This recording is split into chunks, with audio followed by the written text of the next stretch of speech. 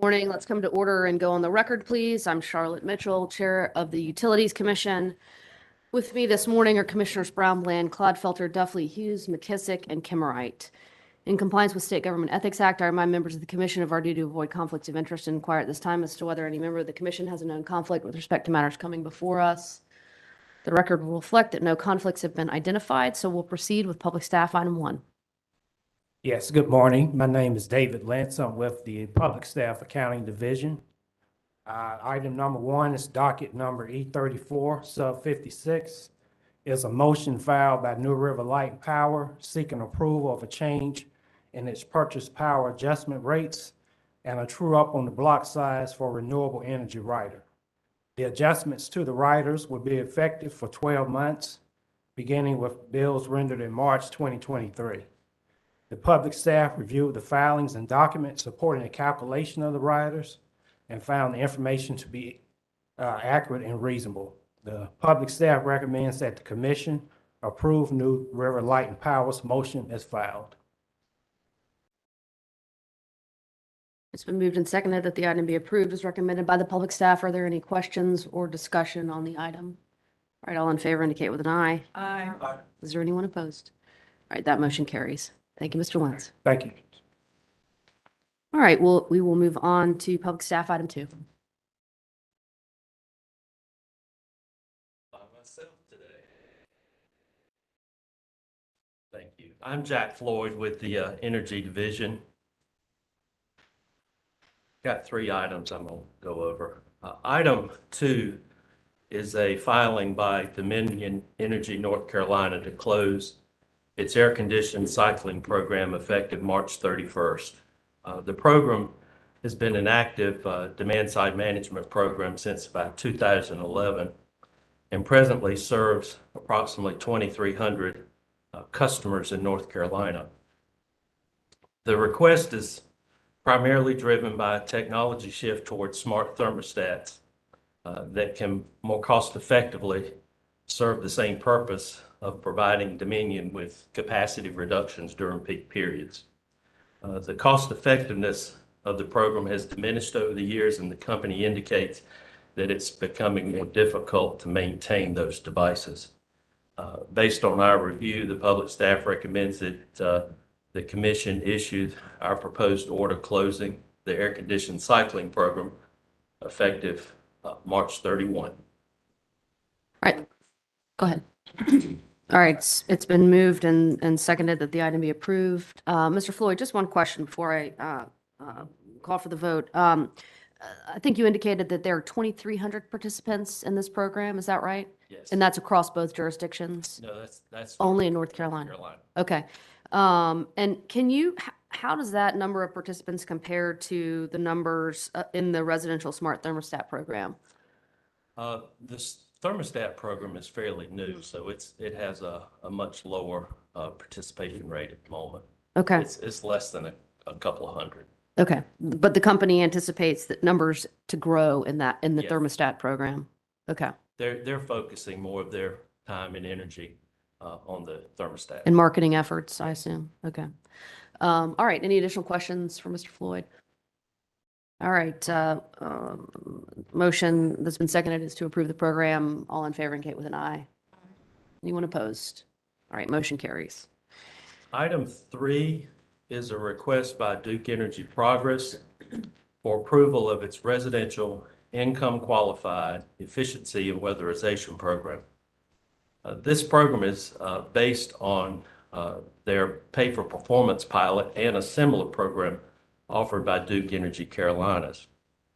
The program will work alongside weatherization providers in the state to address some of the health and safety issues that have plagued providing efficiency opportunities to low-income customers. Qualifications for participation are consistent with North Carolina's weatherization program, which has an eligibility threshold that household incomes have a income of less than 200% of the federal poverty guidelines. The program is going to focus primarily on providing HVAC equipment, refrigerators, and weatherization measures at no cost to the participants. A number of not interveners, but a number of parties represented by the Southern Environmental Law Center and public staff filed comments on this program back in the summer of last year. This program is also supported by stakeholders of both the efficiency and low-income collaboratives. The public staff's comments filed on August 31st of last year recommended approval of the program, but we also recommended that the commission require some ongoing reporting around participation, the measures offered, the location of where those participants were happening, and how those measures would reduce the energy or electric burden of participants. The staff also recommended the filing of an evaluation plan sooner than has been done in the past, and that such plans include a discussion of the baselines that would be used to determine the energy savings. The company filed reply comments in September responding to the staff's recommendations regarding measure baselines and the company's customer data concerns that centered around the company's code of conduct. The company and the staff have met to discuss these issues of baselines, evaluation plans, and electricity burden, and have come to a consensus on these issues as indicated in the proposed order we're presenting today. Based on the record in this proceeding, the public staff recommends that the commission issue the proposed order approving the residential income qualified efficiency and weatherization program, including the conditions of approval that are contained in that order.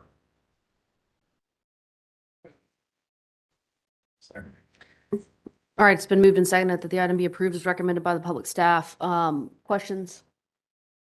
All right, Mr. Floyd, on this reporting of information concerns that DEP has raised, is DEP in support of the recommendation of the public staff here? Yes, ma'am. And we've codified that to some extent in the proposed order. Okay. We're presenting. Okay. All right. Thank you for that. All right. All in favor indicate with an eye. Is there anyone opposed? All right. The motion carries. Thank you, Mr. Floyd. Let's move on to item Number 4 is a request by Duke Carolinas for approval of a residential income qualified high energy use pilot. The pilot is designed to provide qualifying low income customers with deep retrofit efficiency measures at no cost. The pilot will target customers in Forsyth, Guilford, and Mecklenburg counties that have an annual energy usage of about 17,800 kilowatt hours a year, and also meet the same income eligible qualifications of 200% of federal poverty guidelines. The pilot will provide high efficiency HVAC systems, refrigerators, duct and air sealing, insulation, lighting, heat pump water heaters, and other water heating related measures by targeting customers with the largest energy or electricity consumption. The pilot anticipates providing efficiency measures to improve low-income households that experience the greatest usage and offer the greatest potential for energy savings. Again, Southern Environmental Law Center, representing a number of parties and the public staff, filed comments in September of last year supporting approval of the pilot.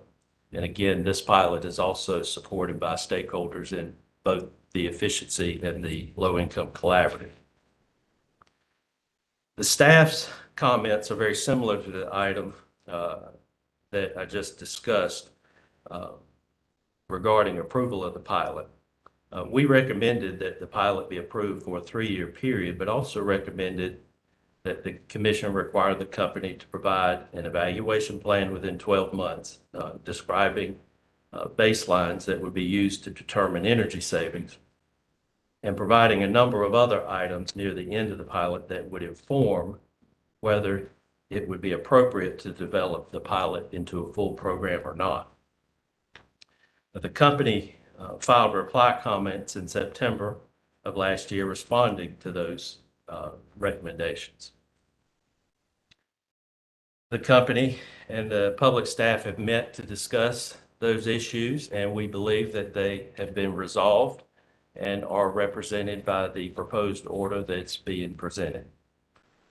Based on the record in this proceeding, the public staff recommends that the commission issue the proposed order approving the residential income qualified high energy use pilot, including the conditions that are contained in that order.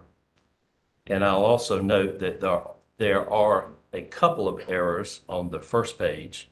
The banner should read Duke Energy Carolinas, not Duke Energy Progress. And the second item is the filing date in the first paragraph should read June 30, 22.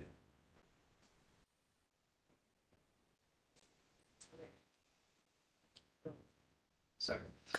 All right, it's been moved and seconded that the item be approved with the revisions recommended by Mr. Floyd, as recommended by the public staff. Questions? I'll take one from Commissioner McKissick. Okay. Just a couple of questions. I noticed that this was limited to residents of Forsyth, Guilford, and Mecklenburg counties. I didn't know what explanation had been provided in terms of why it would only be a pilot for those intensely urban areas without including any rural areas. And then secondly, what kind of targeting will take place? I mean, I guess public staff has estimated there are 33,000 potential customers. So I'm trying to understand likewise what type of targeting will take place in terms of notification to potential program participants. And then lastly, how will the program participants be selected? We asked some similar questions in our discovery. The reason that it is focusing on Guilford, Forsyth, and Mecklenburg County is that the company feels like they can use their existing vendor networks to get some cost efficiencies. And if that works in the more populated centers, then we'll move out into the areas that are less densely populated. That's one of the things we hope to look at in terms of the pilot down the road to see if it can be expanded into the more rural areas of the state.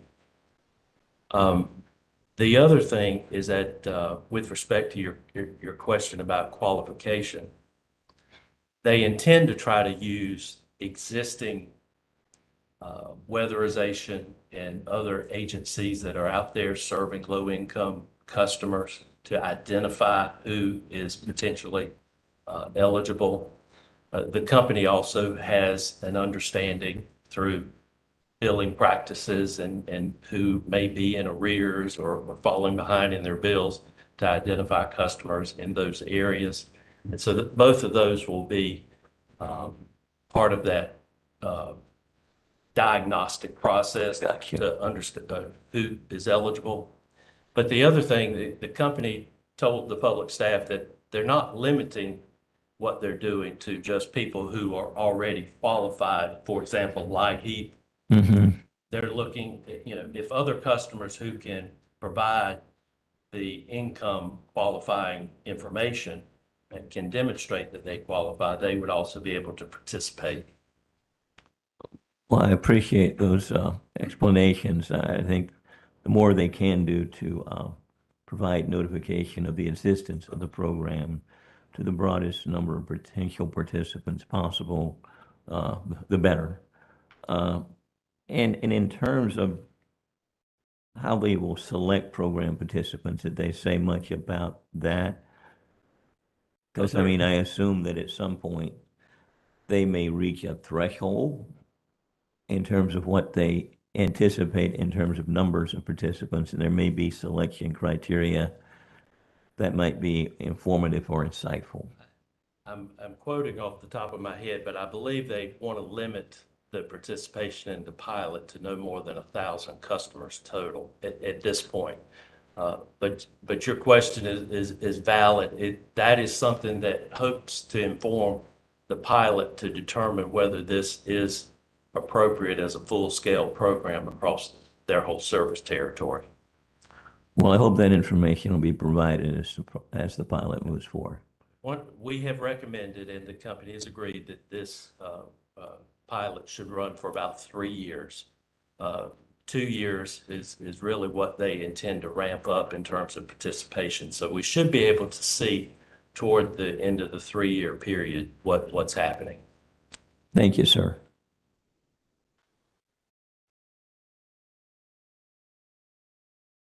Mr. Gladfelter? Mr. Floyd, the proposed order says the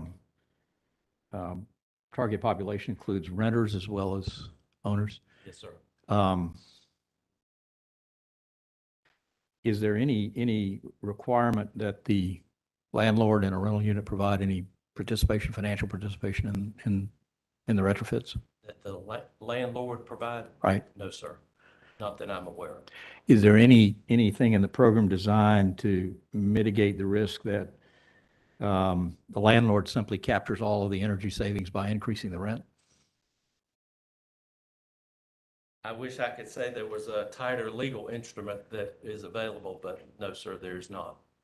It's not available, or it's available, you just don't have We it? inquired about that, but my understanding that there's very little that the company or anyone else can do to prevent increases in rent to compensate for what you're driving Well, at. many of these systems, though, are fixtures. They're part of Fixtures, part of the real lighting, property, and so the company will be funding betterments to the landlord's property. I mean, is the landlord going to have to sign any documentation with respect to those betterments, and who gets the benefit of those betterments? There is a landlord-tenant agreement, revert to landlord agreement that the companies use today for purposes of dealing with vacancies of units as they come. But my understanding from the conditions of those agreements, there's limited options to prevent landlords from adjusting rents.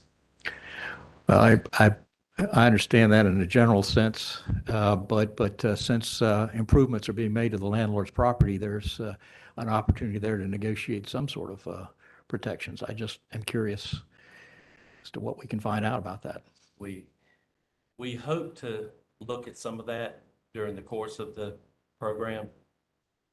But as I sit here, I'm not sure I can give you a much more detailed answer. That's fair for this morning. It is something I think at the end of the pilot period, if I'm around, I'll be asking you about it. If I'm still around, if I'm not, I'll be whispering in somebody else's ear, asking them to ask you about it. At the end of the pilot period. Okay. That's all. Okay. I mean, that's all you got. Commissioner Hughes? Thank you, Mr. Floyd. This is a question both for this program, but probably equally valid for the program we just approved, and it's probably equally valid for a lot of the EE programs. This program in particular was proposed to us before the IRA rebates came out. And I'm just curious if there's a strategy that's been articulated to what's going to happen when there's so much, not even tax credit, but rebate money to pay for the measures that have been listed as to be implemented in these programs. And specifically, I'm just interested and concerned that we can figure out a way to reduce the the utility customer funded investments and replace them with the IRA rebates. And I know that's something it's not a luxury we've had in the past because there haven't been such sizable rebates. But, this commission's really has voiced a number of times, how are we going to see the impact of IRA on customer bills? And so anyway, I'm just fascinated. I've been scratching my head to figure out how all of these programs are going to work when there's such a sizable amount of federal money that could come into each of these installations. If the utilities have had a practice over the years, and we've seen this in a number of programs, that tried to work alongside tax credits and other rebates that were available outside of the utility to help participants to pay for some of the upgrades. This pilot, like the other program, is really a no cost to participant program, both of them. And so what we have always encouraged the company, and I believe the company has done, you can see it in their cost recovery, you can see it in their EM&D reports that they file, is that they try to work alongside other programs of credits and rebates and things to offset those costs and take advantage of that. In terms of the Inflation Reduction Act and these other federal programs, a lot of what is happening outside of the utility sphere. They can't really get their hands directly on the money, but folks like DEQ and weatherization programs can get those funds. And that's one of the things that we're trying to do is, and I believe the company's trying to do, is to work alongside those other providers to take advantage of some of these synergies that are occurring with programs outside the utility that are trying to do the same thing, and that's provide efficiency measures to customers who might not otherwise be able to afford it. Well, I mean, that's all good and exciting, but this level of rebates, I think in the IRA is much different than we've had ever in the past. And with the contractors, I think they're large. I was about to say is probably a question for our E. I just think it's a really exciting time, and I'll just add we want to do as much as we can for low income, but we're always concerned about essentially the non-cost effectiveness measures. By my just back of the envelope calculation, these rebates could be game changers in the fact that if you supplanted the amount that normally would be coming from utility ratepayer funds with some of these rebates, that we would actually have much more positive cost effectiveness test, and we might be able to do a lot more. So I know this all came, it's all relatively new, but these are rebates, not tax credits. Right. They're fairly direct. Contractors are already out there knocking on doors selling them. So it's not something that we have to really wait around with. So I'm just super excited. And I'm just maybe wondering if we could integrate this into the pilot in some ways. So, and you've probably all already done this because you're probably way ahead of me, but. Good morning. It is certainly not our intent to interrupt Mr. Floyd's responses, which we wholeheartedly agree with at this point. My name is Kendrick Fentress, and I'm appearing on behalf of Duke Energy. With me is Tim Dove, who's the General Manager of Customer Programs and Regulatory Enablement. Again, we don't come up to counter anything that Mr. Floyd said. He's right on the money, but we do have some additional information that I think would be responsive to Commissioner Hughes' question. And so with that, I'll ask Mr. Dove to add what he can to Sure, that. you're 100% correct. And we've been working with the State Energy Office to try and figure out ways to make sure that we're coordinating. We really view our role as kind of being a facilitator to make sure that the total dollars that are being recognized and received by customers are as high as possible so we can reduce and minimize the amount of utility funds when necessary. Now there is still a lot of uncertainty on those rebates. We're actually responding to a DOE RFI on March 3rd to try and get more clarification and information. One of the things that's really interesting is they've kind of changed some of the income qualifications. Now it's based off of 150% of the median income in a location or an area, and that's not really been specified or utilized in the past. So there's a lot of questions around that, but I think your point is a really good one, and the company is wholeheartedly committed to trying to become kind of that one-stop shop for customers to try and let them know what incentives are available, both on the income qualified side, as well as the rebates that aren't tied to income. No, that's really helpful. The actual calculations for the cost effectiveness tests, even with the past coordination that Duke has done, from what I can tell, they're assuming that, let's just say it's $15,000 installation costs in a potential household. They're assuming that $15,000 comes from utility revenue, utility customer revenue. And I just, as far as the mechanism goes, it's going to be passed on. And I just think if that $15,000 could be supplemented, and half of that could be coming from the rebates, it would just seem like it would have a built-in, really significant impact on the cost effectiveness. No, you're 100% correct, because like you said, you're really looking at the cost that's borne by the utility. That's how you do the utility cost test. But then the TRC, you're looking at the total incremental cost to do the efficiency. And so you're right, to the extent that you can increase the amount of dollars and then reduce the utility piece, that will impact the UCT as well as the TRC, because the incentive piece is critical in terms of comparing the program costs to the amount of savings. I think the thing that, we want to work with the public staff on, because it really is important that you're looking at it holistically. We had a little bit of experience with doing it with the ERA funds when they were available, and we're able to get a constructive agreement that we weren't going to change attribution, because one of the things that can be complex and actually reduce cost effectiveness is if you try and say, well, there was this much federal dollars that contributed and this much utility dollars, and you try and come up with a proportional split of the energy savings for cost effectiveness, and that can really erode things.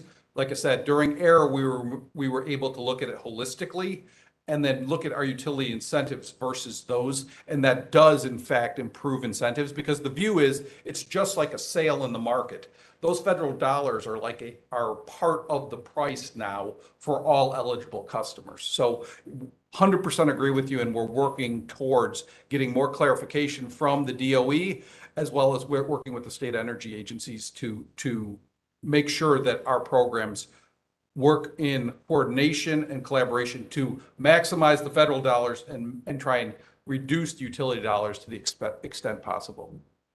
This is a fascinating discussion. We can keep going, later on when we talk about EE programs in general. But is it possible to incorporate this somehow into the reporting that's going to be done? I know this is the pilot project. This particular initiative would seem like it would be really ripe for, looking at individual units and being able to report on kind of their ability to tap into federal dollars, in some sort of more structured. I would say that's going to be over the course of the pilot. Again, with hopefully it being approved today, we'd like to get it in the market as soon as possible. And a lot of those federal funds, like I said, there's still clarification going on. So we could have some participants without them. But to your point, that will give us a good comparison of what the costs were with the IRA and without the IRA. Again, that's kind of one of the reasons you need to run it for a 2 to 3 year period so we can see that. But yes, I think you're spot on. We'll be able to know which participants got those IRA dollars and which did not, and as well as the utility costs and the savings. Okay. Well, I don't know if we need to add that to the order, but just for what you just said, I mean, I would like that to be part of the pilot project, is so that for each participant, we can actually have some record of how much money came from federal government, our customers. We'll definitely make that part of the EM&B plan. Okay. And we're filing the EM&B plan after we get approval. Yes, so you should see it in the EM&B plan that's filed after approval. That satisfies me. And thank you for entertaining all that. Go ahead, Commissioner Clodfelter. Well, would you consider in the EM&V plan that you file for this program, including capturing data and reporting the data on what happens to the rent levels in any rental properties? We can use that to then compare what's happening in the market generally, where those properties are located. If we can sort of see what happens to subsequent rental levels on these properties after the work's done. So I think that would be something that you could do. Could do it. I'm going to say that it's going to be a challenge, though, because of the fact that you're going to get these measures installed, customers will start seeing the energy savings. We're really looking at it right after they're getting those savings. Right. I'm not sure that rent changes will be timely, so we can try and do something. If you but could figure we're some- concerned about having any sort of statistically significant results that we could report. Well, it may not be statistically significant, but if we don't have the data at all, we can't determine whether it's significant. So, To the extent that we can get the landlords to give us that data. or the tenant. Or the tenant, yes. Okay. Then we can look at trying to. I mean, include we that. can then look at that and see how does it, what's happening relative to the general rental market in that census tract or that zip code. We absolutely, we don't have typically a lot of visibility as the utility into the relationship between the landlord and the tenant. But as Mr. Duff said, we can track what we can. Public staff has no objection to any of that and looks forward to your order. Just one point of clarification, Mr. Floyd or Mr. Duff, you all have talked about the 2-year ramp up and the 3 years of the pilot, but the orders, references 5 years of the pilot, first 5 years of the pilot. So what's the time horizon? Well, we plan on tracking because again, if you have customers participating out in year 3, by the time you get that data, the 12 months of after the measures are in, and then do EM and V on it, that's how you can kind of get out into that 5-year time horizon. Okay. Okay. All right. Any additional questions? Just to reiterate, there's a motion that's been seconded to accept the recommendation of the public staff with the revisions Mr. Floyd has identified. All in favor indicate with an eye. Aye. Anyone opposed? And the motion carries. Thank you very much. All right, we are public staff, item 5.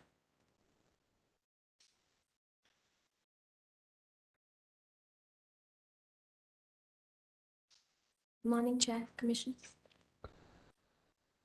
I'm Neha Patel with Public Staff's Energy Division. Item 5 is docket G5 sub 659, an application filed by Public Service Company of North Carolina seeking approval for a rate adjustment under riders D and E respectively, and for the rates to be effective March 1st, 2023. Public staff has reviewed the application and recommends approval as filed. Second. All right, it's been moved and seconded that the item be approved as recommended by the public staff. Questions or discussion? All in favor indicate with an eye. Aye. Is there anyone opposed? Motion carries. Thank you, Ms. Patel. All right. Public staff, item 6.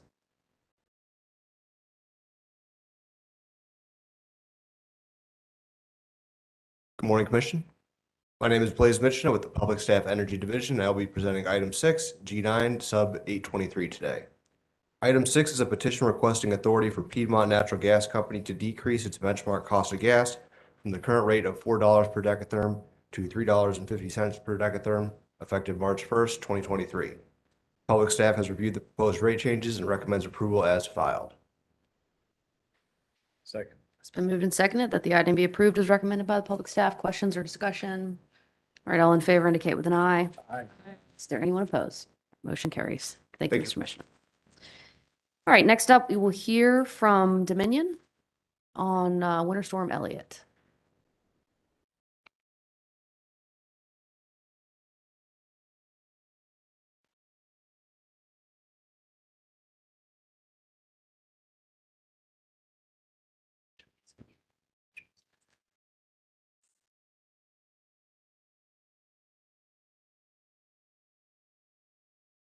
And actually, just to take care of last item of business before we begin with Dominion, the commission has before us our minutes of the February 6th, 2023 staff conference. Approval with the minutes. All right, questions or discussion? All right, all in favor indicate with an eye. Is there anyone opposed? All right, minutes from February 6th, staff conference are approved. All right, you all may take it away. I can begin. Good morning. This is Lauren. My name is Lauren Biskey, Senior Counsel with Dominion Energy North Carolina. With me is Mary Lynn Gregg from McGuire Woods. And I would like to introduce Cedric Green, who is our Senior Vice President of Generation, and we will present on Winter Storm Elliott. Good morning. Good morning, Chair Mitchell and Commissioners. Again, I am Cedric Green with the Power Generation Group for Dominion Energy Virginia. I want to thank the Commission for this opportunity to address Dominion Energy's performance as it relates to Winter Storm Elliott.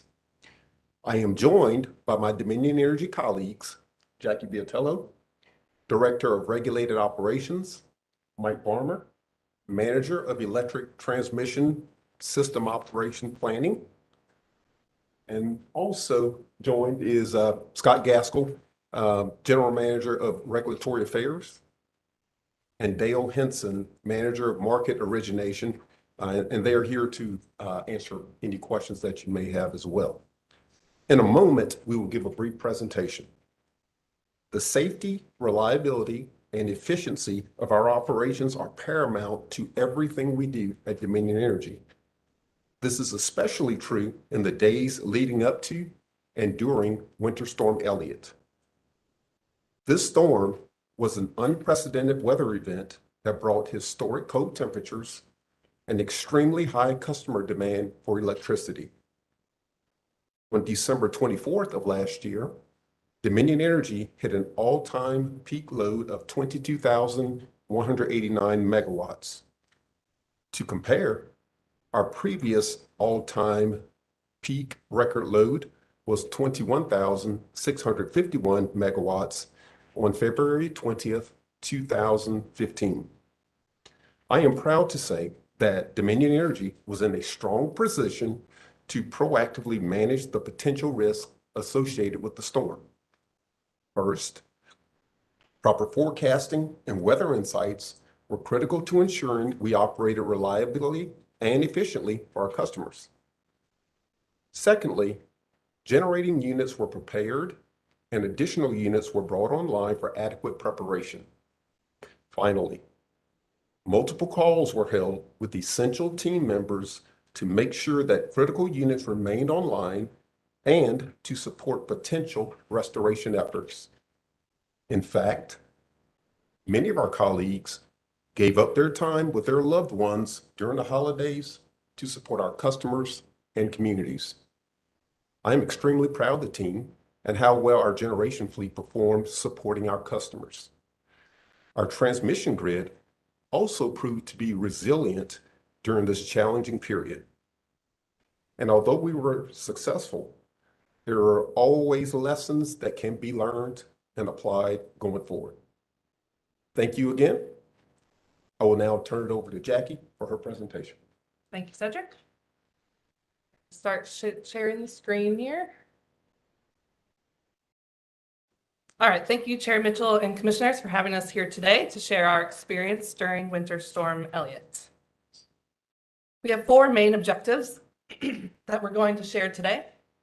First, we will be discussing the challenging load forecast that we had due to the rapid drop in temperature that weekend. Second, we'll be talking about the timeline of events and all of the PJM emergencies that came with it. Third, we'll be talking about the generation fleet and how well we performed. We exceeded our capacity expectations from PJM during the entire capacity event. And finally, I'll turn it over to Mike Farmer at the end to discuss how our transmission system performed reliably during the event. So first, let's talk about the load forecast. So this table right here, you're going to see Friday, Saturday, Sunday, and Monday load forecast. And it's going to be your morning and evening peaks. So morning is AM and evening is PM. So in our winter load curves, you always have a morning peak and an evening peak. You're also going to see three different columns. It's going to be a forecast from Tuesday, December 20th, Thursday, December 22nd, and Friday, December 23rd, which would be considered the day before or the day ahead forecast. So starting on the forecast for December 20th, you'll see two different columns. You'll see a PJM model, and then you'll also see an internal forecast model. We have 4 load vendors, and we have an internal meteorologist that takes all of those load forecasts and puts them together and comes up with our internal forecast. So what to note on that Tuesday, December 20th forecast is that we were expecting the peak to be 19,700 on Monday morning. So we were not expecting to hit our peak until Monday. When you jump to Thursday, December 22nd, our temperature forecasts were decreasing over that entire week. And so you can see that our peak load forecast changed from Monday morning to Saturday morning, And at that point, we were now expecting it to be 20,850. You'll also notice that the PJM model for all 3 forecast days were under 20,000 for the entire weekend. For the day ahead forecast, which was December 23rd on Friday, we were then expecting our peak to be 20,690 on Saturday morning. And again, we were expecting around 20,000 the entire weekend. So like Cedric mentioned, our previous all-time load record was 21,651 megawatts, and we were nowhere near hitting a peak record for the forecast. Now, what actually happened is the last column, and you can see that on Monday morning, we hit an all-time load record of 22,189 megawatts. Friday evening was also strong at around 20,500, but then after Saturday evening, we got back down to the 20,000 range that we were expecting. So it was really Friday evening and Saturday morning that were the big load days, load peaks. And feel free to ask questions in the middle or at the end, either way.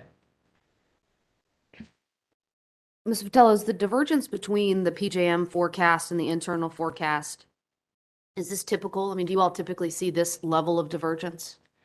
Not typically this level of divergence, but we did notice that PJM's forecast was lower than all of our other vendor forecasts for that weekend.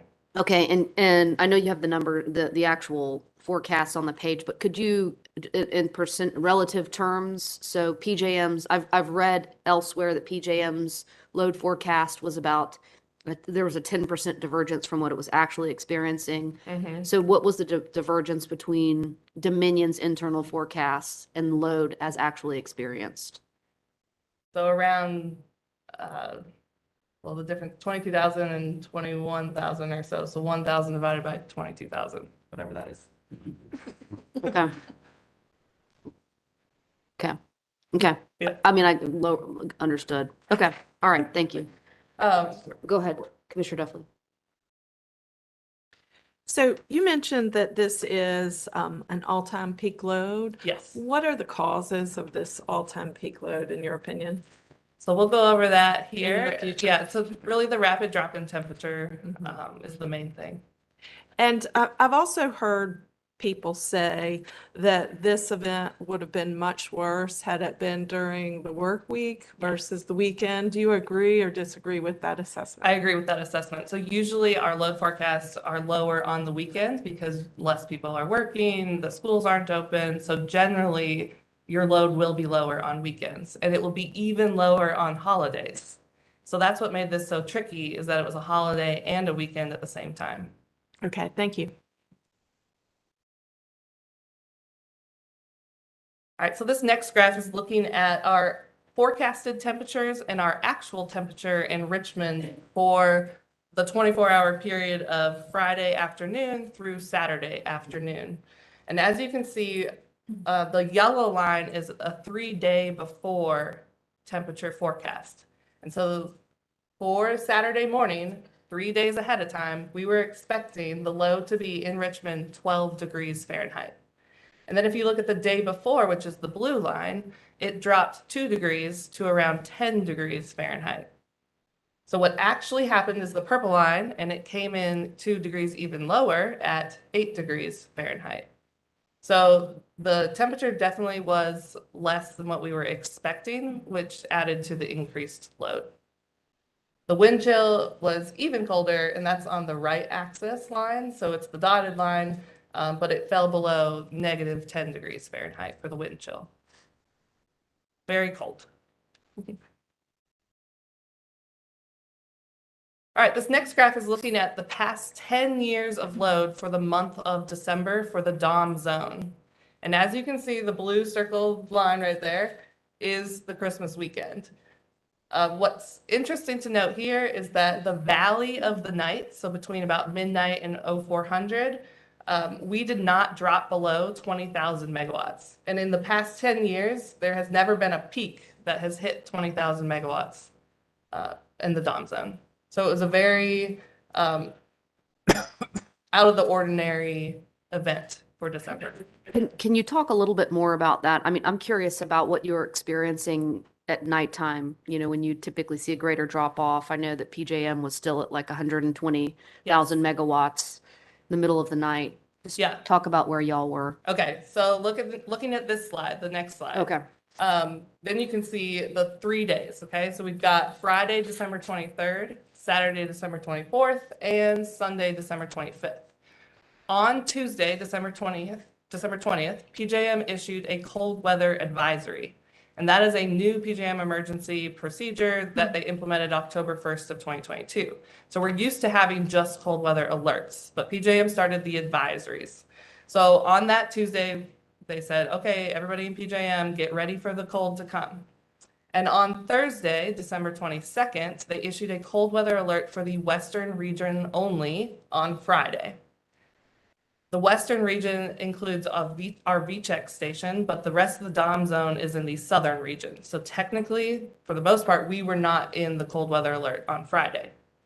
And then on Friday morning around 0700, PJM issued the cold weather alert for the entire RTO for both Saturday and Sunday.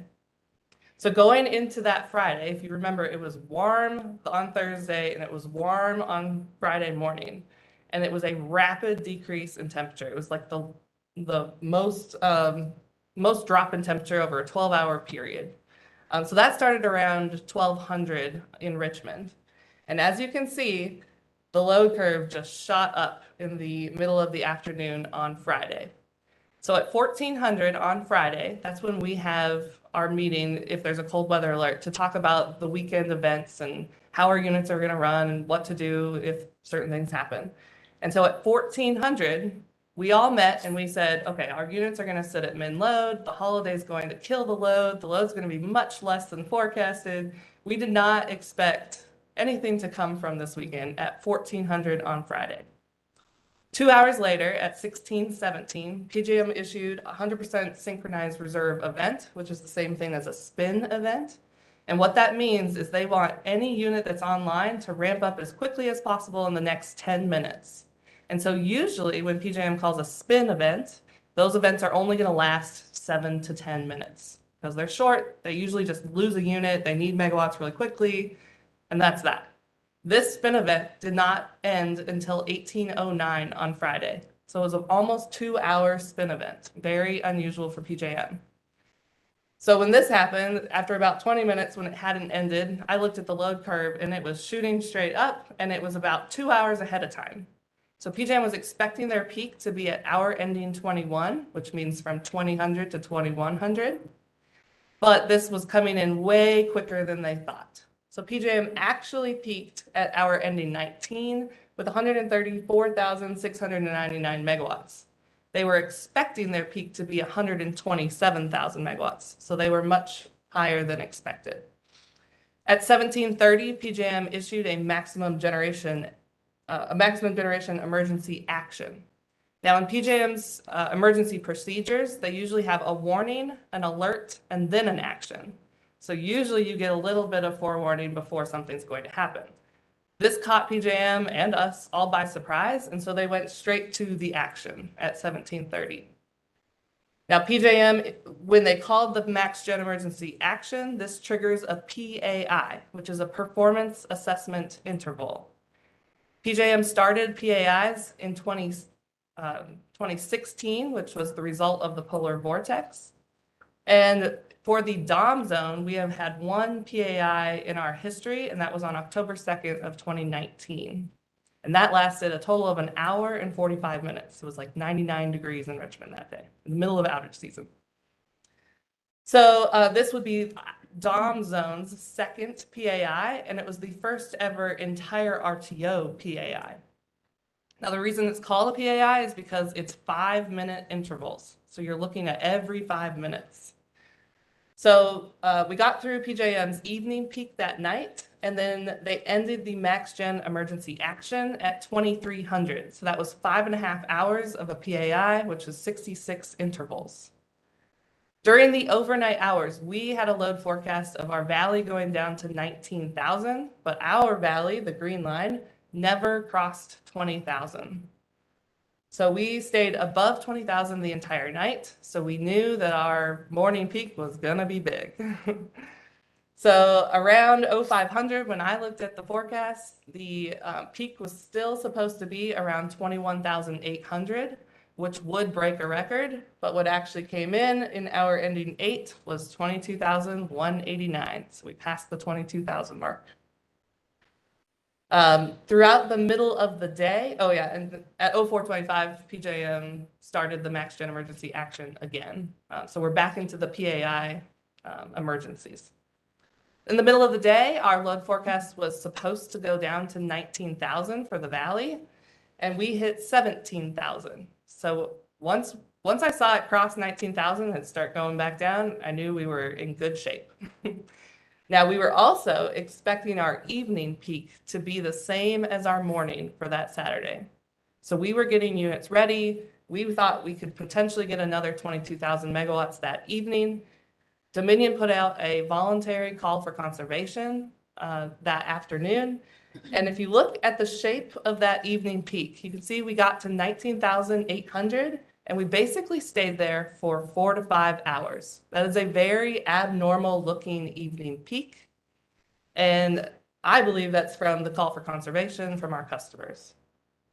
After we hit the evening peak, the rest of the weekend was back to normal. Any questions on the timeline of events? The performance assessment intervals. So there was one Saturday, one Sunday. That's correct. The one on Saturday was 5.5 hours, and the one on Sunday was how long? So there was one on Friday. The Friday I'm sorry, one Friday was and Saturday. 5.5 hours. And then the one on Saturday went from 0425 to 2200. So however long that is. Okay. But it's a total of 277 intervals. Okay. 277 is what you Yes. said over the two Over the two periods of periods. time. Yes, Okay. that's correct. And during both of those periods, when the PAI is in effect, how much capacity was Dominion able to supply to the larger RTO? I will show that. Okay, so I don't mean to get ahead of you. Okay, and then we've talked some about the valley, Yes. and maybe say a little bit more about that. Just kind of help us understand why that's different from what you've experienced in the past, and why that might be significant Yeah. for the utility from a system operations standpoint. Right, Just so help the us understand why that's important. Okay, so the valley of the day, especially, so we're going to talk about Bath County in a second, but what's important about the valley overnight is it gives you a chance to pump your hydro stations up so that you have generation for the morning. And it just gives you relief overnight. So the main thing is Bath County overnight. Okay. And if we don't drop below 20,000, PJM needed those megawatts online. The other thing would be like our oil CTs, for example. Usually you're going to run your oil CTs for 2 hours, 4 hours, 8 hours. You're not used to running your oil CTs for 24 hours or longer. So in this case, PJM needed as many megawatts as possible, and they were running everything overnight. So when you make sure I understand, when you don't have that respite during the evening period, you can't do things like pump to have that generation ready for the morning. You're using more fuel perhaps than you anticipated. That's correct. And your units are just running differently than perhaps you had planned for and anticipated. Is that correct? That's correct. One of the things that we heard from Duke was that they were able to pump during the day when the solar was available. Yes. Were you all able to do any of that? Yes, we pumped during the day, and it was all by PJM's directive. Okay, all right.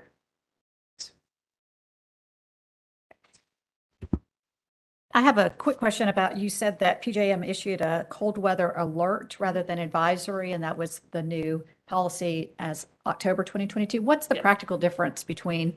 So they did both. They issued the advisory on Tuesday, December 20th, and then they issued the alerts the day before these events happened.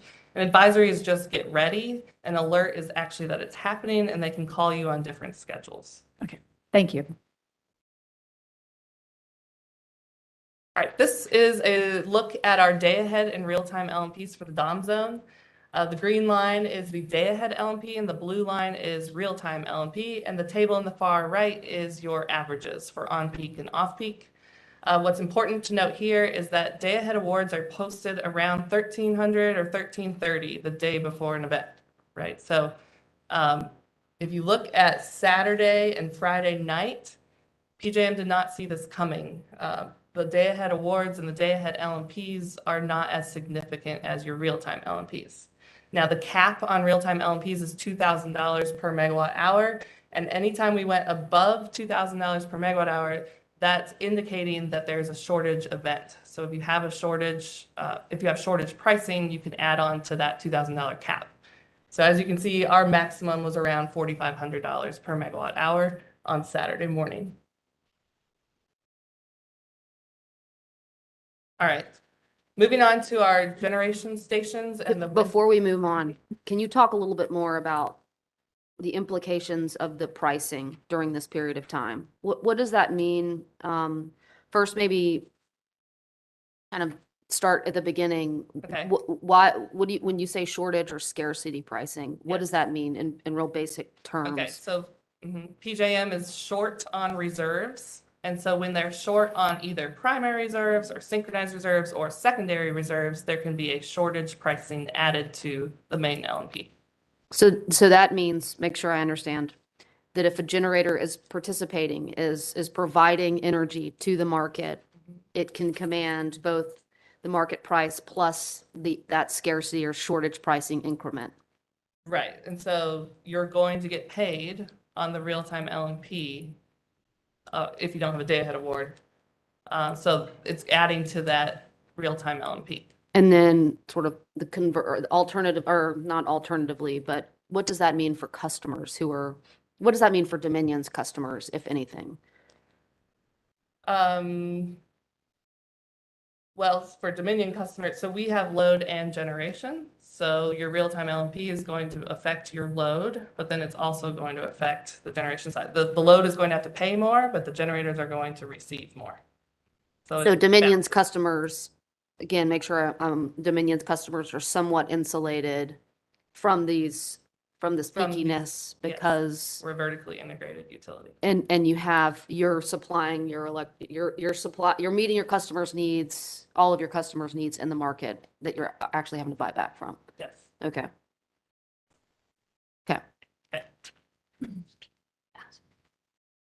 All right, so our winter readiness for our generation stations. There are several things that we do to get ready for the winter. We have heat trace maintenance. We have moving key equipment indoors or weather protected areas. We also have pre-winter insulation inspections and repairs. And then we build both temporary and permanent wind wall enclosures around weather sensitive areas. PJM also sends out a winter weather survey, which we complete each year. And then every week we send PJM a winter consumables report or a generation consumables report, which shows them our fuel inventory levels and our resource inventory levels. Fuel diversity and flexibility is also a main factor to our winter readiness. We have several stations that are dual fuel or capable of both running on gas or oil. So if gas prices go too high or if gas is unavailable for some reason, we can switch to oil. Let's see, the third or fourth thing is the PJM capacity market design, and this is more of a market winter readiness. So we talked about earlier the PAI, that's due to the polar vortex of 2014. So PJM implemented the PAI in 2016, and there are two ways to participate in PJM's capacity market. The first way is RPM, which is the reliability pricing model. And that's kind of the default way. Most people are in RPM. Then the second way to participate is in FRR, which is the fixed resource requirement alternative.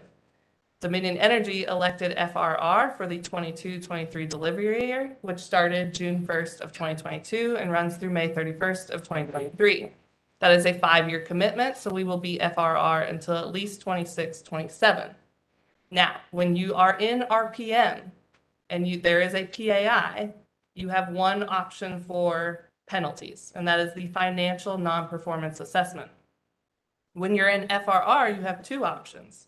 You can either elect the financial non-performance assessment, or you can choose the physical non-performance assessment. We elected the physical non-performance assessment, and that must be elected at least one business day before the delivery year begins. Now, what that means is that in the financial, if you are in a forced outage or you're not meeting your UCAP obligation, you're going to be penalized about $3,000 per megawatt hour. If you are in the physical, you can take your non-performers and you can also take your overperformers and you can net the two together. Now, in the financial way, there is a bonus megawatt also, but the bonus megawatt, at least from the October 2nd, 2019 event, it all depends on how many penalties there are. It only paid about $400 per megawatt hour. So you have a penalty of $3,000 per megawatt hour and a bonus of $400 per megawatt hour. When you choose physical, you net the two together, they're basically equal the same. Does that make sense? So there's no, so PJM is not going to collect any bonus payments. We will not receive any bonus payments in the FRR alternative. As a result of your performance during those two performance intervals. Yes.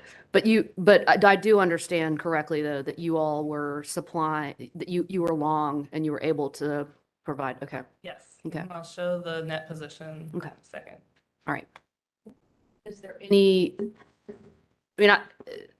well, Okay. I'll save it. I just had just one, I kind of missed it. So 5 years commitment to the FRR.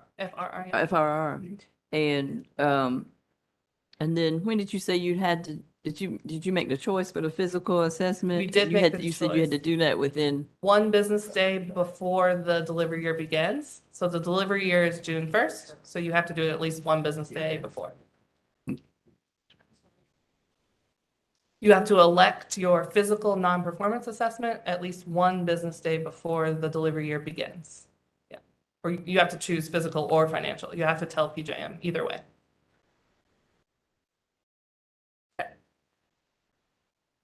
Yeah, I mean, I think so. So in choosing the physical non-performance assessment, I understood in this event you were long, but what if you're short? Okay, good question. If you're short, then in the financial penalties option, obviously you have to pay that money. In the physical, you're going to have to add megawatts to the next delivery year's obligation. So we would be looking at 23, 24, and you just have to add megawatts. So you have to find those megawatts somehow, and you can buy them on the market. Yeah. And so you look at each interval, you look at how short you are, and you multiply that by 0.00139. Okay, thank you. To your knowledge, any other members, any other participants in PJM that are similarly situated to Dominion, the FRR with the physical non-performance assessment election? So I know AEP is FRR, and then Duke Energy Ohio, I think, is FRR maybe. But we're not aware of which election they make for their non-performance assessment. Okay. I mean, because I'm just wondering how that, in a situation like this, every megawatt was critical. Yeah. So if you've got, my question is, if a utility is participating through FRR and elects the physical non-performance and then is short, in that moment, when the interval is triggered, the greater RTO is in trouble, it would seem. Not necessarily. So, Okay. I mean, you can be short. It just means that your fleet is not performing Okay. the way that you want it to. Okay. Okay. You're not meeting your capacity obligation. Right. And you find all this out later because PJM has a balancing ratio that they apply to each UCAP. Okay. And just for everyone's benefit, when you say UCAP, you mean? All right, so each generator has an ICAP, which is your installed capacity, and then your UCAP is going to be subtracting your forced outages, your forced outage rate. So just a little bit below your ICAP. Just a little bit, hopefully, just Yes. a little bit below. Dominions, just a little bit below. Yes. So some units are 4%, 5%, could have units that are 20%. It just depends on how your year went the previous year. And wind and solar have a different UCAP construct. It's all based on something called ELCC, which is your effective load carrying capability. So they're not looking at forced outage rate necessarily. But like a fixed tilt solar is going to have about 38%. A tracking solar is going to have about 52% of the ICAP. Maybe we'll have you come in another day and you can talk about the CIRs and the ELCC and the UCAP and the ICAP. So, Sounds good. okay. Okay, the next two slides, we're going to talk about our fuel mix during the two peaks. So we're going to look at Friday evening's peak, which is hour ending 19, and then we're also going to look at Saturday morning's peak for hour ending 8. A few things to note here on the table, the summer capacity value, that is your ICAP value, not your UCAP. And then the actual megawatts is how we actually performed during that peak, okay? Now, what's also important is that this was a winter event, and so your summer capacity could be lower than your actual output. As you can see for nuclear, for example, the capacity is 3348, but we actually performed much higher at 3486. So nuclear, of course, the backbone of the generation facilities, so they performed at 20%, and they did not have any issues for the entire event. Gas was our highest at 29% on that Friday evening, and then coal and oil were both at 20%. We are used to having oil at 0%, so that is a huge oil number, and coal number for that matter. Hydro in this category was 12%. Can you talk some about the oil? I mean, thankfully you all had sufficient oil on hand to meet the need of of that period of time. Did you experience any problems with respect to the oil supply or ability to get it? And presumably you've been able to resupply since. We have been able to resupply. So we start, our goal is always to be at full winter levels by January 1st. So this worked out quite well. So we were full on our inventory levels. We did not run into any issues of running out of oil. We did have to switch tanks. There are tanks on site where you have to switch from tank A to tank B. But we did not run out of oil at any point during this event. And then we are back to our full winter levels right now. Okay. And any lessons learned about perhaps needing more going forward, or do you feel that you were situated well at your units that were relying on oil during this period of time? I feel like we were situated well for this event. Of course, we'd love to have more, right? I'm the energy supply person, so I would like as much as possible. But we maxed out our capacity of our tanks before the events. Okay. Yeah. So important to note on this graph or on this pie chart is hydro's at 12%. And so our total output during this peak was 17,328. Now, if you look at the next chart, oh, and other thing to note on here.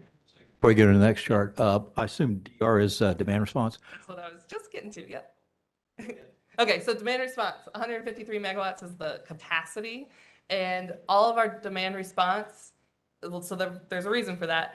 At 1730 is when the max gen emergency action began. We have a 2-hour lead time for our demand response. And so this was only 30 minutes after, because hour ending 19 is from 1800 to 1900. So you'll see on the next slide, all of our demand response performed very well, it just not during this peak. Can you help me understand for demand response how Dominion operates the demand response, or is it pursuant to a call from PJM, or do you all have independent authority to trigger and activate? We do. So our MOC, which is our Market Operations Center, is the one that initiates a demand response event. So they're the ones that would be calling whoever needs to be called. It's usually a text message or a computer program that they say, okay, we're going to call demand response for these hours. Okay, and again, just for my understanding, is Dominion's demand response different from PJM's emergency demand response program? Ours is our own, so it is different. Okay. Yeah. Okay. Now, companies can choose to be a demand response capacity program. So, yeah. For PJM's purposes? Yes. Okay, thank you. For the demand response, how much of your demand response is residential versus non-residential? And for something like this, where it's a really unique circumstance, could it just be that your non-residential wasn't there because They weren't operating? So in the winter, you would have no residential. Okay. So this DR number is going to be our industrial load curtailment. So that's about 60 megawatts of it. And then the rest of it is distributed generation. So it's actual little CTs. So that, that big block, what if the facilities aren't running? I mean, they're industry, they're not, I guess we'll see that in the next. Yeah, so we can tell if they're not running beforehand. We can look at how they affected the load after the event. Okay.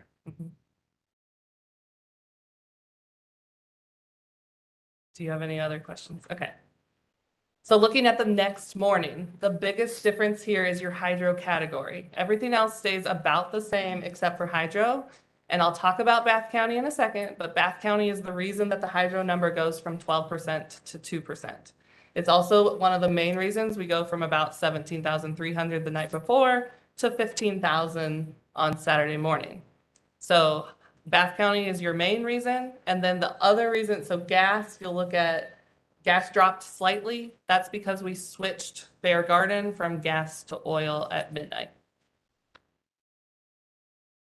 The other thing I wanted to point out here, we have about 1,200 megawatts of solar. It's important to note that solar is not useful during winter peaks.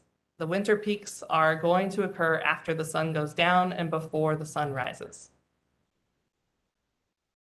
Is there any plans to do storage, or is there any storage being implemented as we speak on that? Yes, there is storage being in the VCEA, especially their storage, and we have a few storage facilities that we're bringing online. And then Bath County is the biggest pump storage in the country. But your battery storage, there was nothing that was. We currently don't have any battery storage. And you stated you're developing storage. How many megawatts and when will that come online? So the VCEA requires that we build battery storage, correct me if I'm wrong, 2,700 megawatts by 2035? That's correct. Okay, Yes. thanks. Or petition for that. Petition that yes. 2,700 megawatts by 2035. That's correct. And just, I guess, one clarity, we do have one energy storage facility. It's our Scott 1 battery. It's 12 megawatts AC DC, but it is a pilot energy storage facility. And one more question, this 2,700, what lithium ion or what is the makeup of that 2,700 if you know now? So at this point, we don't know. Right now, lithium ion, I would say, is leading the market. Those are typically 4-hour, batteries. So when I mentioned Scott 1 batteries, so in 2019, what was passed was the Grid Transformation and Security Act. The GTSA allows for 30 megawatts of pilot batteries. I'm sharing it because what we're doing is we're learning about, how energy storage is going to work. We have plans for other pilot batteries to even explore non-lithium batteries as well. Okay, so you're exploring non-lithium currently? Yes. Okay, thank you very much. Speaking of batteries. Before you go to that, can you explain the 2% hydro on the previous slide? I think you. Yes, that 2% hydro compared to the 12% on the night before, that is mainly due to Bath County. So Bath County was at full generating output the night before, and it was at 0 megawatts during the peak on Saturday morning. And this is the reason why. All right, Bath County. So this is the largest pump storage facility in the country. Bath County is 60% owned by Dominion, and the other 40% is owned by First Energy and LS Power. So it can produce about 3,000 megawatts at full capacity, but we only own 60% of it. All right, so on this graph, this is the 2 days of Friday and Saturday, and you're going to see the blue line is the actual generation, and the green line is the storage amount. And the storage is important. Going into any cold weather event, we make sure that the upper reservoir of Bath County is at full levels so that we have as much generation that we possibly can throughout the cold winter event. So starting on Friday afternoon when the spin event occurred, Bath County came online and PJM used them at full output for the entire PAI event that night. At 2300, we knew that our storage levels were getting low, so we requested that PJM take us off of gen as quickly as possible. And what's important also in this slide is that PJM was directing Bath County the entire event. During a PAI, it is very important to follow PJM's directives, because if you are not following PJM's directives, then your megawatts are not going to be excused for the penalties. They're going to look at your full UCAP and they're going to say you weren't making it. But if you are following PJM's directive, you're excused. So during the evening time when our load did not drop below 20,000 megawatts, there were 3 spin events. One of them we were offline, so we did not have to perform, but we performed for 2 of them. And then during the PAI on Saturday, you can see that our generation level, we were pumping pretty much the entire time because, as I said in the load graph, we were expecting that Saturday evening to be just as strong as the morning. So PJM knew that they needed those megawatts for the evening peak. So PJM pumped Bath County the entire afternoon, and then we generated at night. There's been a lot of discussion on pump storage, so are there any questions?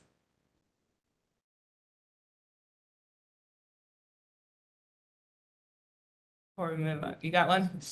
It's simply, I mean, there's really, based upon the explanation you provided, you couldn't have done anything differently than what That's right. occurred. That's right. We followed PJM's directive the entire time, and at no point did we run out of water. So if you look at that morning peak, Right. there was still generation available. So PJM was probably holding it back for reserves or something.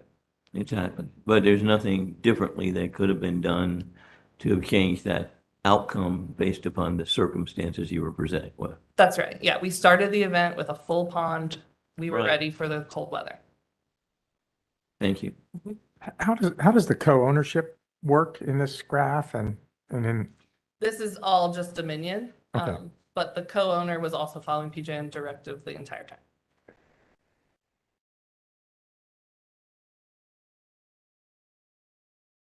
All right, moving on to the gas electric market coordination. This is a big topic in PJM right now.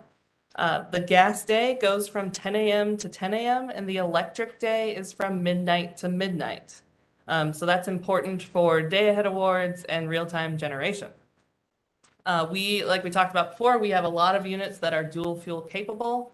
We have 3 units that are gas only, the Warren County, Greensville County, and Brunswick County.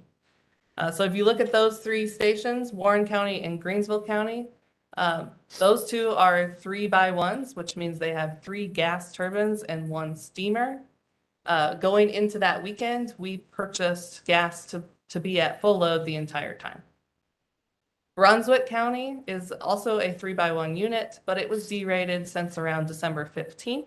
And so going into the weekend, we were only expecting that unit to be as a 2x1 for the whole weekend. So 2 gas turbines, 1 steamer. So we purchased gas for that unit to be full load 2x1 all weekend. And when you purchase gas on a holiday weekend, first of all, you have to purchase it at 0900 on a Friday morning. The awards come out at 1300. So you have no idea what your day ahead is going to be on Saturday. Also, you have to purchase the same amount of gas for all 4 days. So because it was a holiday, we were buying gas from Saturday at 1000 through Wednesday at 1000 because it's Saturday, Sunday, Monday, and Tuesday gas days that we have to purchase for. So you can't say, well, I'm going to run on Saturday and Sunday, but I'm not going to run on Monday, Tuesday. You have to purchase gas for the entire time, the same amount. Now, Brunswick County, as I said, it was derated to a 2x1. The 3rd GT actually came back on Saturday at 1000, but at that point, we were so far into the event that there was no gas to be purchased. So we were in a forced derate for the first half of it or so due to equipment, and then if you look at the second half of the event, it's in a forced derate due to gas availability. Derate is due to what? Well, the first D-rate was due to equipment. We tripped back in or came offline back on December 15th. So we were expecting it to be a 2x1 the whole weekend. Can you further explain the gas D-rate? Because you stated before, for the weekend, you purchased full load all weekend for all 4 days. So how is the gas not available? Could you go Yeah. into that a So little for bit? Brunswick, because it was in a D-rate, we purchased full load as a 2x1 for the entire weekend. Okay, thank you. And can you help me understand the gas procurement, how you're procuring gas? I mean, presumably, are you procuring increments to get to full load? I mean, have you already procured some amount of gas prior to these days when you're trying? Do you understand sort of my question is, were you having to buy all your gas during this period of time? You have to buy all your gas on Friday morning at 0900. So the total amount that you need to run at full load for those, Yeah, and or it's whatever per- your load's expected to be over those 4 days. Yeah, and it's per day. So you're buying, say, 500,000 decatherms for Saturday, 500 for Sunday, 500 for Monday, 500 for Tuesday. So you're not able to procure volumes in advance, like sort of longer term contracts for certain volumes. So we have a gas expert here. Do you want to?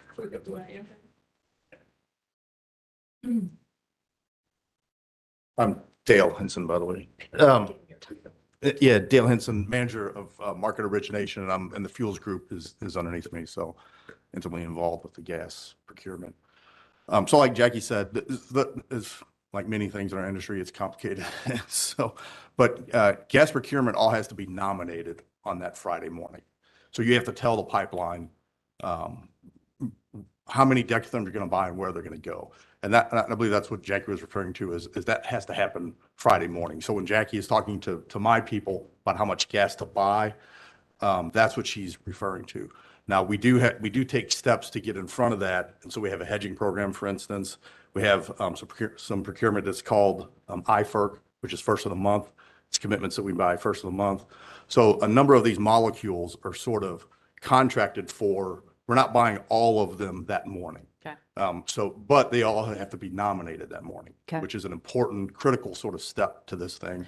And so when Jackie's referring to the 4-day thing, you have to nominate for 4 days. Understood. Stick to So, that. so they're really, because my concern really, there's two parts to it. One is the price that you're having to pay for the gas, which changes as we go through get into events like this, obviously. But then Correct. whether those molecules are available. Actually, I have three concerns. Whether the molecules are available, and my third concern is whether you're able to get your molecules where they're supposed to be delivered to you, across your system.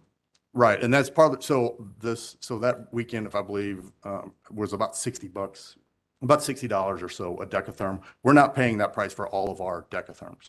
Now, that is the number that we're using in dispatch, and that's sort of the marginal number that we're using for making decisions.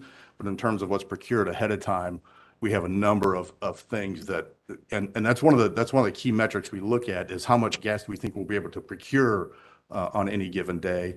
And if we don't think we can buy hundreds of thousands of decatherms, we sort of set up the portfolio such that when we get into a month of, the beginning of the month, let's say, we have a large portion of those molecules already contracted for. Okay. Now, we haven't nominated them yet until that morning, but we have them under contract, so. Were any of your suppliers of molecules, did any of those suppliers not perform during this 2-3 day period? We did not, no, not to any, I think we may have had one or two small cuts that we agreed to, but we did not have any material suppliers that didn't perform contractually. All right, thank you. If it's not confidential, for your 3 gas-only plants, Warren, Brunswick, and Greensville, do you have firm transport capacity for full operation, for full loading? We do. For all 3 of those? Correct, yep, we do. Now, there's some nuance to that. Like I said, it's complicated. Warren County in particular, we have firm T-port for that, but all of that firm T-port, particularly in the winter, doesn't go back to a production region. So a lot of this supply for Warren County in particular is reliant on how many molecules I can buy in any given day. Okay. Unlike our Brunswick and Greensville facilities, for instance, they have T-port all the way back to a liquid trading pool, which is essentially a production area. Warren County does not have that. So Warren County is one of the ones that we really try to manage and get out in front of and make sure that we have enough molecules contracted for. So when Jackie needs the megawatts, we can nominate them, not nominate the decatherms that morning. So. And can I ask one point of clarification? When you nominated them on that Friday morning, is this pattern consistent what you would have to do each and every week in terms of nominating them on Friday mornings? Yes, except for this weekend was a 4-day gas package versus normally it's a 3-day gas package. And in terms of premium prices, I mean, how much more did you pay during that period for decatherms compared to what it might normally have been under your contracts? Normally, gas ranges between $3 and $5 per decatherm. So this particular weekend, gas was $60 per decatherm for Transco Zone 5. So under your normal contracts, it would have, so I mean, it's like 20 times or something. Yes. Thank you. Different, if industries were in full production, is there a big industrial load, same gas? I don't think, Dale? Yeah. So I've looked at some of that data, and the EIA puts it out. We have a subscription with a company called S&P Global, I believe. So I've looked at some of that data, and there was a big production shortfall, roughly about 10 BCF from the Northeast during this event. But pretty much every consumer, except for the electric industry, increased their consumption. So industrials, ResCom, they call it, residential and commercial, even LNG feedstock to some extent, although that number was pretty stable. All of those sort of increased their consumption. Northeast gas generators actually decreased their consumption, primarily because they were probably switching to oil and things like that. So yeah, gas consumption from power generation in the Northeast actually went down a little bit during this. So to Dominion's decision, oh, I'm sorry, were you not finished? Was that because it was a 4-day purchase and they were going to be back online full tilt, making up for holiday shortfalls on Monday and Tuesday, or were people? Cold weather. Yeah. Cold. Whenever we have cold snaps, price. I just would have thought for industry, a lot of the gas would have been used for production that might not have been running, but I guess not. Gas is very volatile in the winter. So for the units in which the company has dual fuel capability, you switched all to oil, and was that an economic decision? So both. All right. So all of our dual fuel CTs, just the CTs, Okay. they were all running on oil. For Bear Garden, we ran on gas for Fridays, half of Friday's gas day. So we ran up on gas till midnight. We had purchased 1-by-1 gas for Friday's gas day, but then PJM kept them online as a 2-by-1. And so we ran gas till midnight, and then our plan was to switch to oil at midnight. They had a few issues switching to oil, so they eventually got online around 0900 on oil.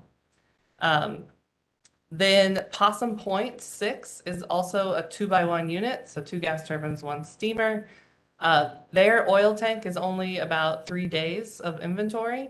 And so if we had switched the entire unit to oil, we would have run out of oil by Sunday or Monday. So we purchased 1-by-1 gas, and then we ran the other GT on oil when the PAI started. When the PAI started, the first PAI? First PAI at 17:30 on Friday. So our plan was to run as a 1-by-1 on gas the entire weekend. And then when the PAI started on Friday evening at 17:30, we dispatched the other GT on oil immediately. Okay. So in terms of your oil reserves, I mean, it sounds like you came close to exhausting them. Well, when you run as a 1-by-1, we didn't exhaust. You did not? Completely, no. Okay. And had it reached the point where you would have used even more oil based upon the circumstances, are your facilities linked up in a way with the pipelines coming directly to you? A lot of them are trucking, so It is trucking. Thank you. Yeah, that's good. Struck. All right. So now looking at our fleet performance, this is looking at our overperforming units and then our underperforming units. So blue is the shortfall and green is the bonus. The reason that there is a blank part in the middle of the graph is because that's not one of the PAI hours. You know, we took a break between 2300 and 0425 the next morning. So as you can see, the net position is the gray line. And our net position was long for most of the intervals. Now, this is all preliminary data. And so we have until a certain day in March to go to PJM and ask them to relook at some of the data. So looking at the evening hours, there are some intervals there that we have asked PJM to look at. But as this stands right now, if you look at just the preliminary data, the intervals that we are short would result in 12 megawatts being added to our next year's UCAP obligation. So we did very, very well. Our units outperformed for the most part their UCAP obligation, and we were long for most of the event.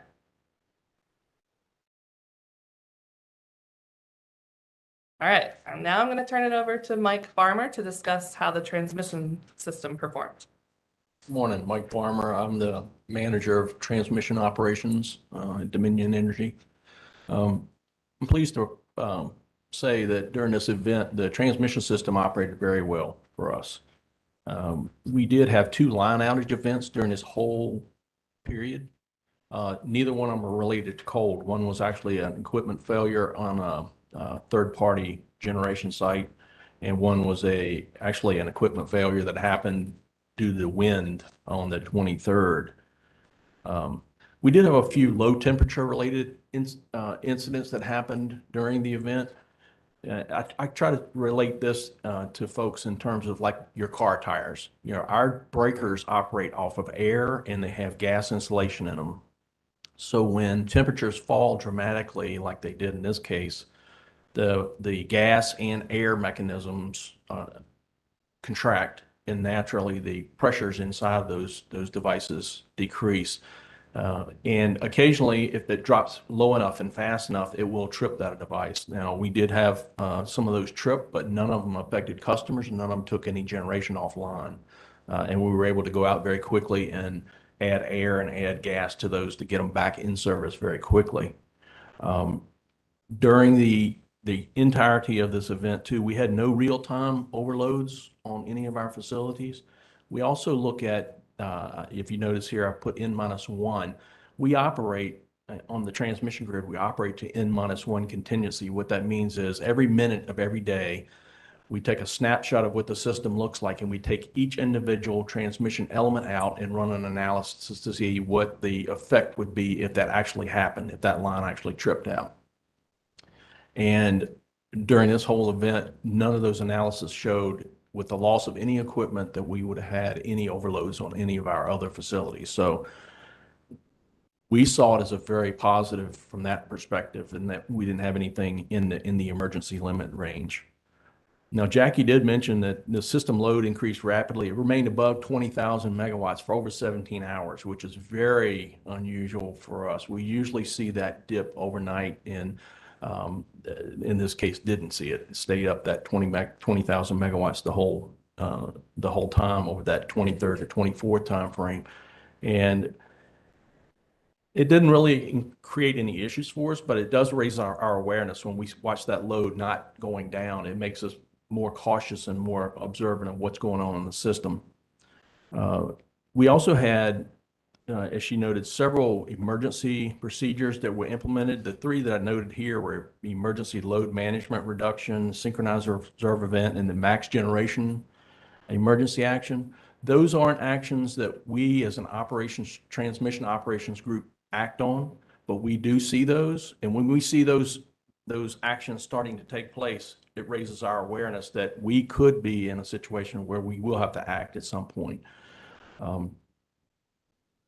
We did get to the point of PJM issuing voltage reduction alert and a voltage reduction warning to our system. And basically what that means is be prepared to reduce load by, we basically have a mechanism in our load shed program that we can implement voltage reduction that reduces the voltage on the distribution system and likely, and in turn, it likely reduces the loading on the system by a predetermined amount.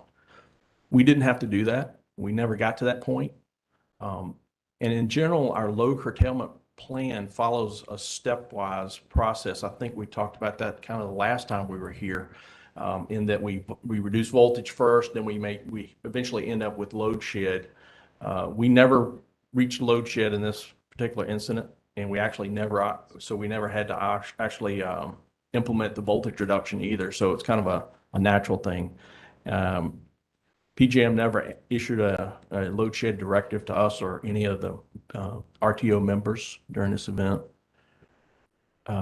They did issue the voluntary conservation, and us being a PJM member, we proactively work through media and other outlets to get the word out to customers to voluntarily conserve if possible.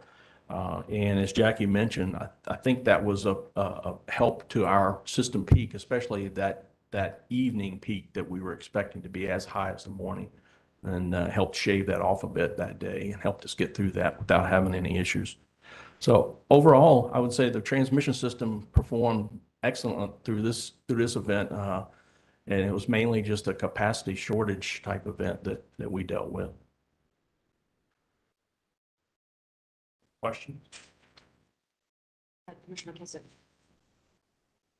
I'm just curious, in terms of methodologies that are utilized by Dominion for projecting what customer demand might be in extreme weather events like this, did your methodologies, were they reasonably consistent in terms of predicting what might be anticipated? Obviously, this was an extreme event, but I'm just curious how your methodologies and what it would have projected compared to what actually occurred, even though this event was far more extended than what you would have, I guess, normally anticipated.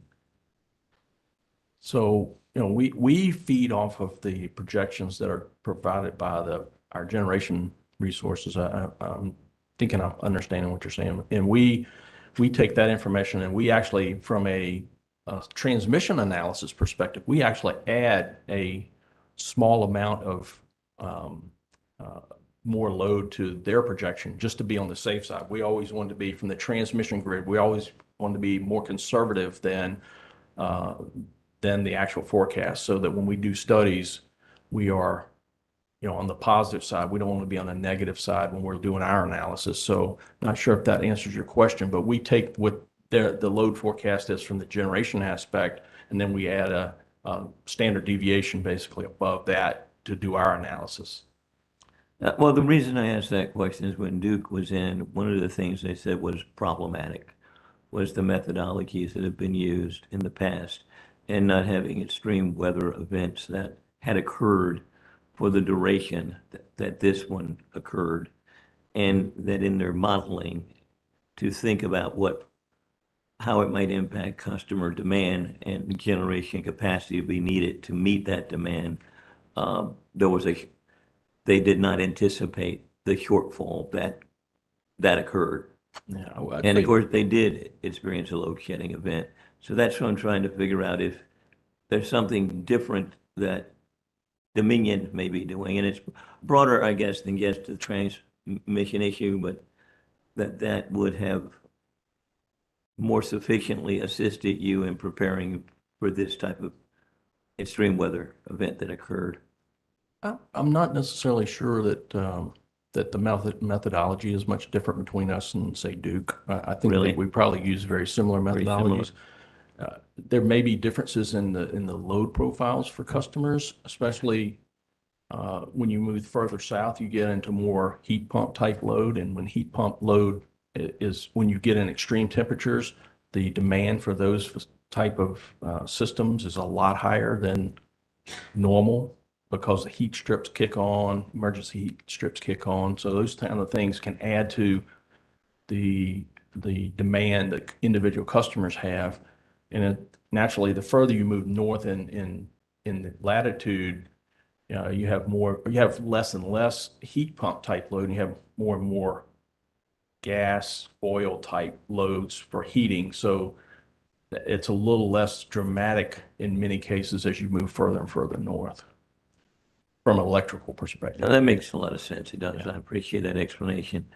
And then the last thing, this is for anybody there on the panel. I mean, I noticed early in your winter readiness tools that you undertake, it talked about building both temporary and permanent wind wall enclosures around weather-sensitive areas, which in my mind, when you have events like the event that occurred where wind chill factor was a significant factor, I mean, are there any things that you are doing there that you undertook more proactively, perhaps after Texas? I don't know.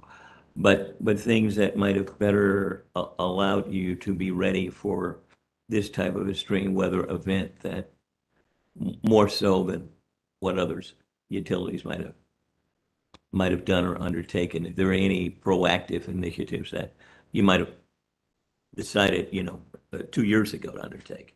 Yeah, yes, sir. So we continue to make investments in winter preparedness measures. So, as an example, we've I guess more recently invested in wind walls and enclosures at our Warren County and Greensville stations. So as we move forward, we're going to continue to look for those opportunities. What our team has done already is, so shortly after the event, we brought the operations teams together, and we looked at those areas where we had to put up some temporary enclosures, and those may be opportunities in the future where we look to put up permanent enclosures.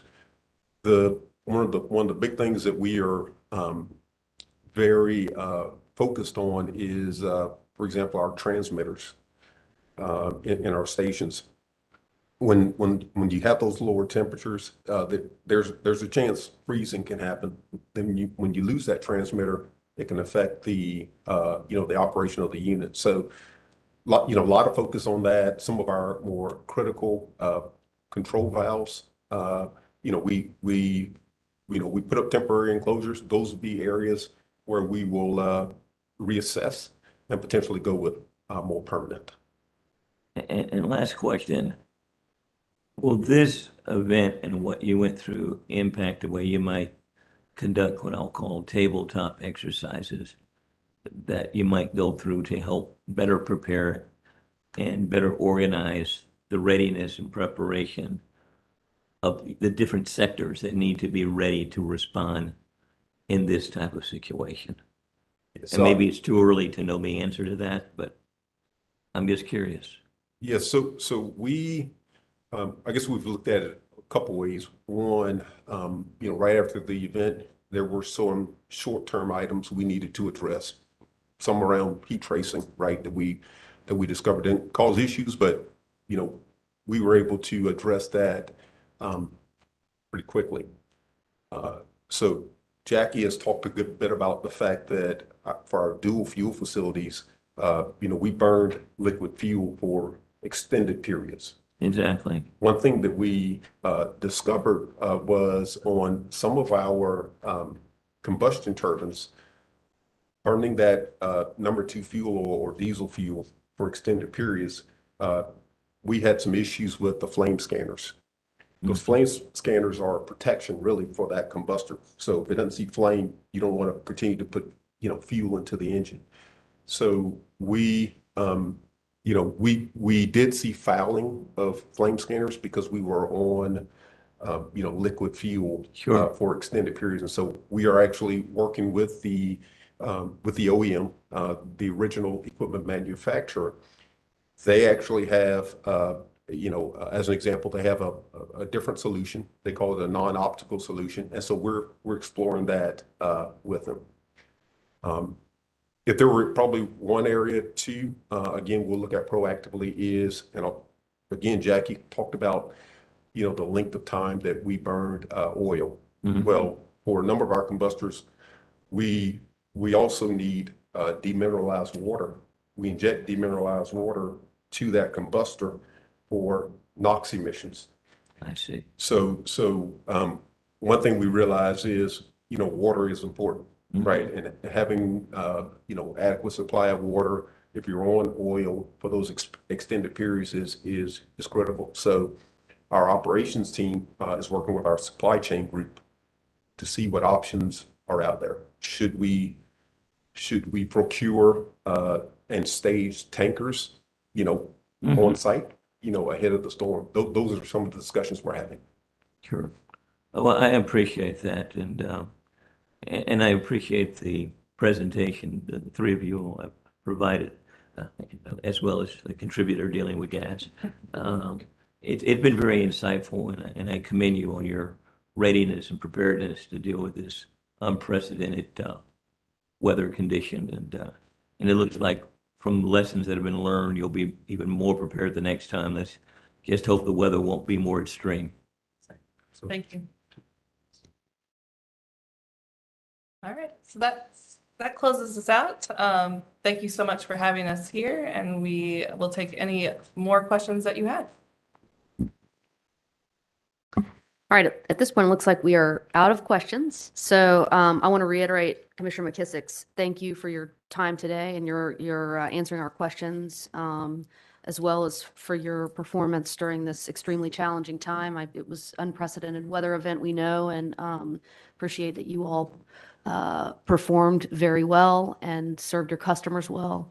And I know it was a hard time for customers as well as for representatives or members of the company who had to give up their time to make sure the system continued to function. So thank you to all of them who are not here with us today as well. All right, with that, I think we will let you all go. And again, thank you for coming today. Anybody else? Thank you. Thank you. All right. Unless there is any additional business for the commission, we will be adjourned from staff conference. Let's go off the record, please.